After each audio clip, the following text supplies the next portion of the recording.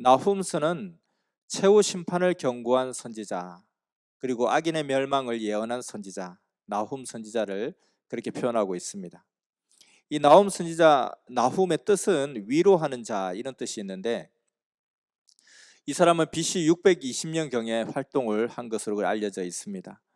이 나훔 선지자가 외쳤던 그 대상이 누구냐?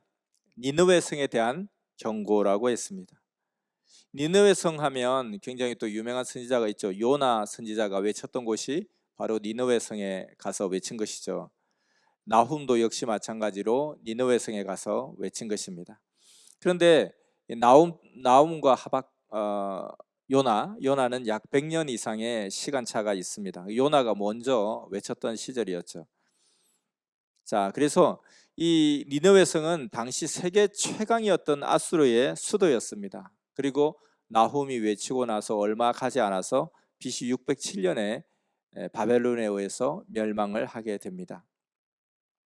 요나 때는 어땠습니까? 요나 때는, 요나가 생각할 때는 니느웨 성 사람들이 절대 회개하지 않을 것이다, 그런 이유가 있었고, 또 하나는 니느웨 성에 가서 외치기 싫었죠. 왜냐하면 아수르가 늘 이스라엘에 공격을 해와서 약탈해가고 수탈해가고 하는 그런 상황이었기 때문에, 원수시했던 곳이었기 때문에 그곳 가운데 전하고 싶지 않았는데, 가서 전하니까 니느웨 성 사람들이 완전하게 왕으로부터 백성에 이르기까지, 그리고 자기 집에 가축에 이르기까지 다 금식하고 회개하면서 결국 하나님의 내리리라 하신 재앙을 내리지 않는 그런 역사가 일어났습니다. 그런데 이 나훔 시대 때는 전혀 다른 모습을 보여주게 됩니다.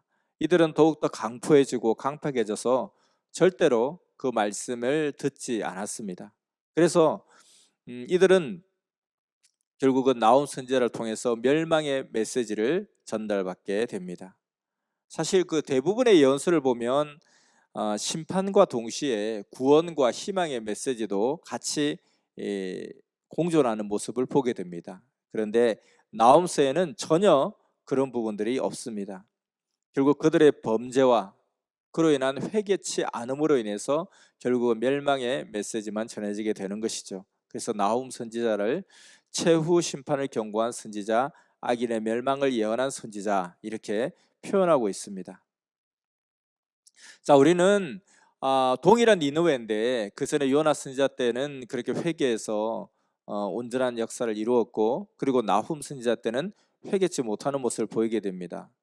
우리가 착각하는 것 중에 큰 것 중에 하나가 언제나 회개할 수 있다 생각하는 그런 착각에 빠지는 경우가 있습니다. 언제나 회개할 수 있다. 회개 뭐 하면 되지, 뭐 지금 안 해도 나중에 또 언젠가 하면 되지, 뭐 죽기 전에 하면 되지, 이런 경우가 있죠. 하나님을 믿으라, 교회를 다니자, 이렇게 해도 나는 뭐 절대 그러지 않는다, 뭐 젊은 날에 마음껏 놀다가 뭐 죽기 전에 교회 가면 되지, 뭐 죽기 전에 교회 가서 회개하고 천국 가면 되지, 뭐 이런 사람이 있어요. 이게 가고 싶다고 가지는 것이 아니라는 거죠. 오늘 나홈스를 통해서 볼 때 회개는 언제나 할 수 있다, 이것이 너무너무 무서운 착각이라는 것입니다. 회개는 아무데나 내가 원한다고 되는 것이 아니라 성령이 역사할 때만 회개가 가능한 것입니다. 그리고 하나님께서 긍휼히 여기실 때만 가능한 것이죠. 만약에 하나님께서 긍휼히 여기심을 중단할 때는 절대 회개가 되는 것이 아닙니다. 회개는 우리가 회개한다고 되는 것이 아니라 받아 주셔야 되는 것이죠. 그래서 회개할 수 있을 때에 회개를 하라, 이것이 중요한 나홈서의 메시지가 되는 것입니다. 회개할 수 있을 때에 회개하라. 이 세계 최강이었던 아수르는 북이스라엘을 멸망시키고 난 이후에 남유다도 침공을 하게 되죠. 그래서 남유다를 침공했을 때는 누워서 떡 먹기라고 생각했던 거예요. 근데 막상 왔을 때에 그때 당시에 왕이 히스기야 왕이었죠. 히스기야 왕이 극적으로 하늘 앞에 매달리며 기도하고 간구할 때에 하나님께서 천재지변을 내리셔서 하룻밤 사이에 적진이 초토화되게 만드셨습니다. 이들은 결국은 후퇴할 수밖에 없었고, 자기들 나라로 돌아갈 때에 나홈 선지자가 이 같은 메시지를 선포한 것입니다. 그리고 20년도 채 되지 않아서 결국은 멸망을 당하게 되는 것입니다. 이 나홈서의 핵심 구절을 보면 1장 2절에 나오고 있습니다. 여호와는 투기하시며 보복하시는 하나님이시라. 자, 하나님은 투기하시고 하나님은 보복하신다. 투기한다 그러면은 뭐 좀 생각이 달라지고, 보복하신다 굉장히 무섭죠. 근데 이것은, 투기하신다는 것은 하나님의 사랑을 표현한 것이고, 보복하신다는 것은 의를 실현하시는 하나님. 그래서 여호와는 투기하시며 보복하시는 하나님이시라. 이 말은 사랑과 의의 하나님을 설명하기 위한 단호한 표현으로 그렇게 봐지는 것입니다. 이 나홈 선지서를 통해서 회개의 중요성, 이 회개는 아무데나 한다고 되는 것이 아니라 회개할 수 있을 때에 회개를 해야 된다. 회개는 성령이 역사하실 때만 가능하다. 회개는 긍휼히 여기시는 하나님의 뜻이 있을 때만 가능하다. 그래서 회개가 크나큰 축복이라는 것입니다.